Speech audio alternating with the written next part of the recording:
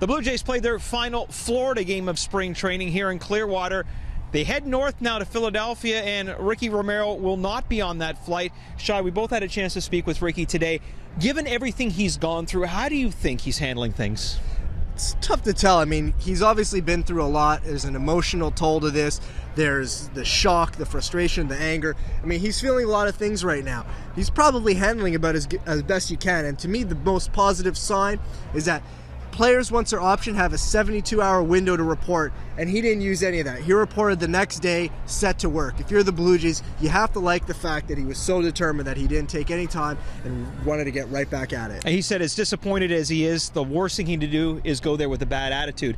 But let's face it, his car was already on a truck heading to Toronto. His apartment was ready. This came out of nowhere for him. Sure. And, you know, if you listen to what the Blue Jays front office was saying all along, it was, we've got our 5 starters. Ricky's one of our guys. We've got our 5 starters. So you can understand why he'd be shocked. But you can also understand where the Blue Jays were coming from, too. You know, they were hoping that at some point in the process, things were going to click for Romero. You were going to see signs of the 2007 guy.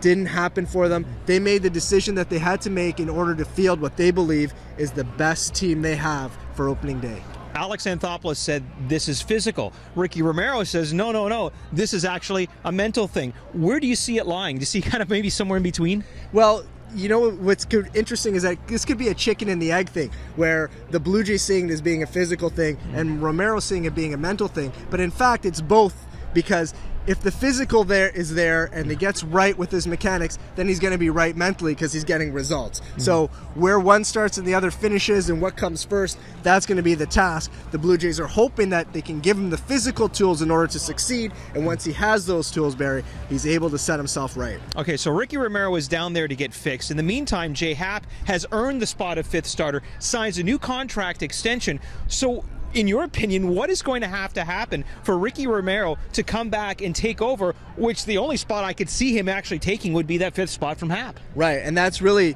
one of the most intriguing parts of this, is that there's no obvious roadmap for Romero back into this rotation. So unless there's an injury or unless someone struggles badly out of the gate and they have to make some sort of change. So what all Romero can do is do his best to force the Blue Jays' hand and try to make them make a decision in order to get him back. I mean, but there are options. I mean, if at some point Happ fades a little bit and is inconsistent, they can put him back into the bullpen as a long man. They can option him to Buffalo. Clearly, the Blue Jays are willing to have some money sitting in the minors of Ricky Romero at $7.5 million in Dunedin.